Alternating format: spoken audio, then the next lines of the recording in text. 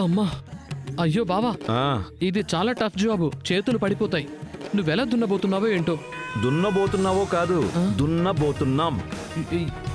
ఏమంటున్నావు బావా? అంటే నేను కూడానా? అవును, రా నాగలి పట్టు.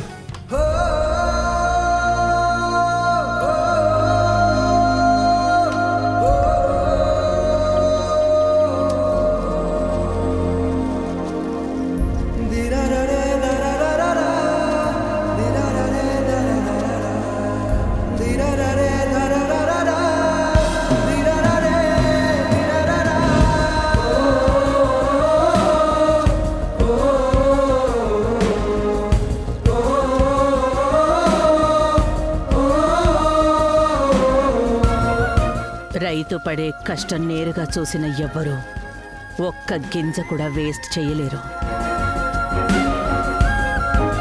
ఇప్పుడు మిషన్లుండొచ్చు, చాలా టెక్నాలజీ ఉండుండొచ్చు, కానీ మొదట్లో ఆది మానవుడు వ్యవసాయం మొదలుపెట్టిన పద్ధతి ఇదేగా.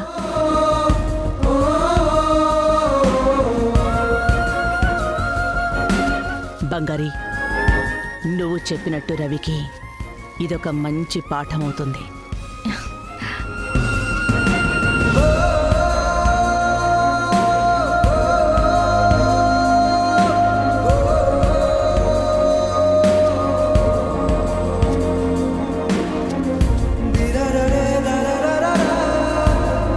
మామా, రేయ్ రారా. ఏమంటుంది తరుణి? ఎక్కడ మామా, మొహం చూస్తే మాట్లాడనంటుంది, దగ్గరకు వెళ్తేనేమో వెనక్కి వెళ్తుంది. చిన్న పిల్లరా అది, అలాగే ఉంటుంది. అంతా పిల్లయ్యాక సెట్ అవుతుంది. ఓ, నీ మీద అనుమానం అయితే రాలేదు కదా? లేదు మామా, నన్ను బాగా నమ్ముతున్నారు. రేయ్, తరుణికి ఎన్నెన్నో సంబంధాలొచ్చాయి. అవన్నీ పాడు చేసి మరి నా బావుమరిదివి నీకు సంబంధం కుదిర్చాను అంటే ఎందుకనుకున్నావు? అంతా ఆస్తి కోసమే కదా మామా. ఇదిగో చూడు, ఎప్పుడు మన దృష్టి డబ్బు మీదనే ఉండాలిరా. వాళ్ళేమో ఉన్న భూమిని మంచిగా ప్లాట్లు వేసి లక్షల్లో సంపాదిస్తున్నారు, కానీ ఈ మనిషి ఇంకా వ్యవసాయం అని పట్టుకుని ఊగులాడుతున్నాడు. అంతేకాదురా, ఈయన చెడిపోయిందే కాకుండా ఊళ్ళో అందరినీ నాశనం చేస్తున్నాడు. ఏం చేస్తానులే మామా, ముసలాయన కదా. ముసలుడైతే ఆయనను నాశనం అవ్వమను. ఆయన కోసం నేను ఇలానే ఉండిపోవాలా? ఇదిగో పవన్, నేను చెప్పిందంతా గుర్తుంది కదా? ఏది మామా? తరుణిని పెళ్లి చేసుకున్న వెంటనే తనతో జాలీగా ఊటీ కొడైకెనాలంటూ ఊరికే తిరుగుతూ కూర్చోకూడదు. తనకి నువ్వు చుక్కలు చూపించాలి. ఆస్తి కోసం నువ్వు తనని పెట్టే టార్చర్ చూసి మా అన్న మొత్తం ఆస్తి తీసుకొచ్చి నీ కాళ్ళ దగ్గర పడేయాలి. అప్పుడు మనం మాట్లాడుకున్నట్టే ప్లాట్లు వేసి కంపెనీ వాళ్ళకి అమ్మేద్దాం. మామా, నీకోసం ఏమైనా చేస్తాను, అస్సలు కంగారు పడకు. ఆస్తి నీ చేతికి వచ్చినట్టే అనుకో, చెప్తా. తప్పకుండా నేను చూసుకుంటాను. యాయా, ష్యూర్. ఓకే. జాన్సమ్మా,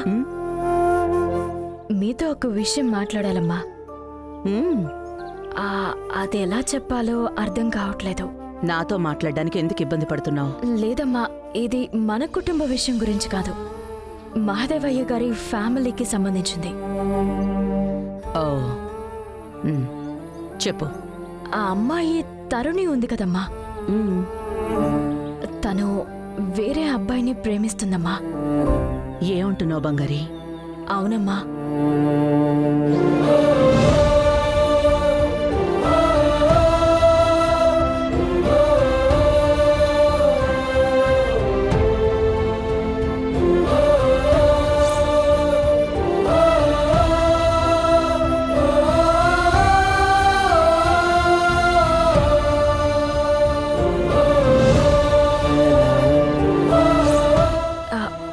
నేను హెల్ప్ చేస్తానని చెప్పాను, కానీ ఆ అమ్మాయి వద్దు అని చెప్పిందమ్మా.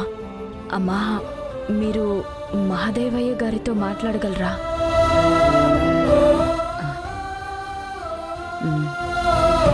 సరే, నేను మాట్లాడి చూస్తాను.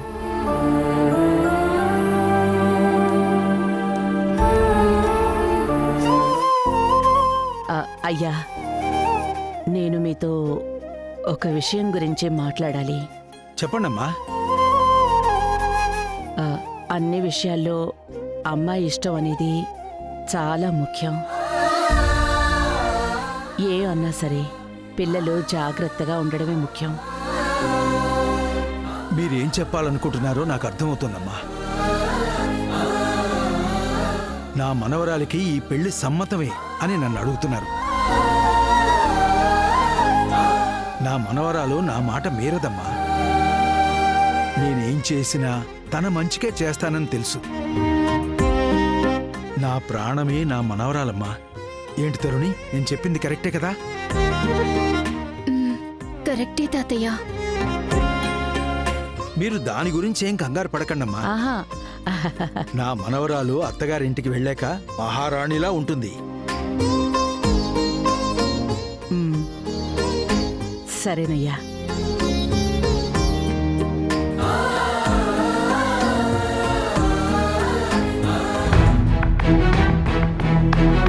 అమ్మా, తరుణి విషయంలో మనం తల దూర్చకూడదు. అది తప్పవుతుంది.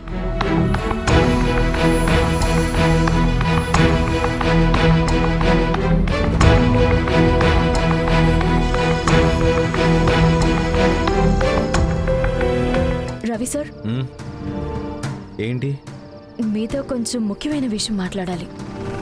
ఏంటి మీ వల్ల కాదు, ఈ ఊరు వదిలేసి పారిపోండి అని చెప్తావా? చచ్చా, అది కాదు. ఆ, మరి మహాదేవయ్య గారి మనవరాలు ఉంది కదా, తరుణి. అవును. ఆ అమ్మాయికి పెళ్ళంటే ఇష్టం లేదు. ఆ అమ్మాయి వేరే అబ్బాయిని ప్రేమిస్తుంది. నీకెవరు చెప్పారు? నాకు తెలుసు, నేనే చూశాను. అవును, ఇప్పుడు నాకు ఇదంతా ఎందుకు చెప్తున్నావు? నాకేం చేయాలో అర్థమే కావట్లేదు. వాళ్ళిద్దరూ కలవాలని ఆశగానే ఉంది. ఇంకో పక్క మహాదేవయ్య గారి పరువు కాపాడాలనుంది. పాపం కదా, నచ్చిన ఒకరిని వదిలేసి నచ్చని వాళ్ళని పెళ్లి చేసుకుని బతకగలరా? అది ఎంత నరకం. ఓ మేడం, ఆ విషయం మీకు ఇప్పుడే అర్థమవుతుందా? నాకు నువ్వంటే అస్సలు నచ్చదు. నిన్ను నాకు ముడేసేశారు కదా. నేను ఎప్పుడెప్పుడు ఈ నరకం నుంచి బయటపడతానా అని ఎదురు చూస్తున్నాను. నువ్వు ఒకదానివి. అలాగే వాళ్ళకి ఒక దారి దొరుకుతుందిలే. హే, సూపర్ ఐడియా అండి. ఉమ్, అందుకే ఏమున్నా మీతో మాట్లాడాలనేది. ఇంతసేపు ఏ ఐడియా కూడా తట్టకుండా ఉన్నా నాకు మీతో మాట్లాడగానే సూపర్ ఐడియా తట్టిందండి. ఏంటా ఐడియా? నరకంలోకి పోవటమా లేక లేచిపోవటమా? బంగారి చెప్పేసిపో. ఏం మాట్లాడుతుంటాను? నాతో మాట్లాడితే ఏం ఐడియా వచ్చిందబ్బా? ఓ, ఏం చెప్పకుండా వెళ్ళిపోయిందేంటి? ఆ ఐడియా ఏంటో తెలియకపోతే నాకు తల పగిలిపోయేలా ఉంది.